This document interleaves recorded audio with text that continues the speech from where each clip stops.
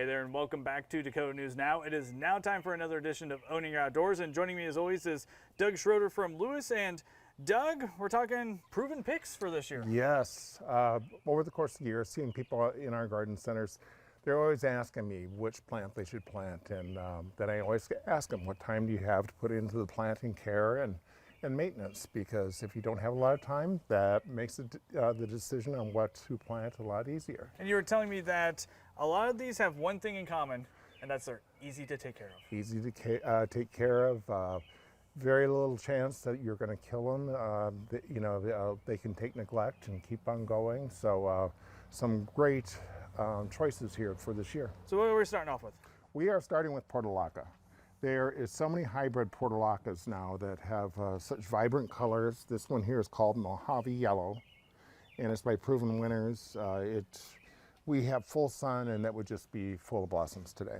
This one here is called Orange Cupcake, and not as blooming because we don't have the sun that we would like, but the one thing about portulaca, or even moss rose, is that you can plant it on the west side of a house, maybe forget to water it a week or two, and it'll keep on going. Because it's a succulent. All these little leaves, it's storing water in. And you water it once, it stores the water, and it uses it as it needs it. And also the name Mojave makes that very appropriate. Yes, right? yes. So it can take very arid, dry situations. You can plant it, get it established, go on vacation, and come back, and it'll still be performing. Good if I'm gone for about a week or so. Yes, yep. Exactly. The next one that we're going to recommend for this year is lantana. Once again, a lot of hybrid lantanas. The one thing about a lantana is once you get it rooted in the first couple of weeks, it will also take dry situations. So once again, if you leave, it should be able to survive on its own for a little while with lack of water and still keep blooming. It does not take very much fertilizer at all. Portulaca takes no fertilizer. It doesn't need deadheading. Neither one need deadheading. As far as any care for this here, you can, once it gets about 6-9 inches long, cut it back a little bit and it will just branch out more. And then over at the far end of the table, we have some of the nice bright colors there. Yes, some patience. Some patience is actually a cross between a New Guinea impatient and a wild impatient. Usually impatiens are a shade plant only. Well, true to its name, some patients can survive in full sun.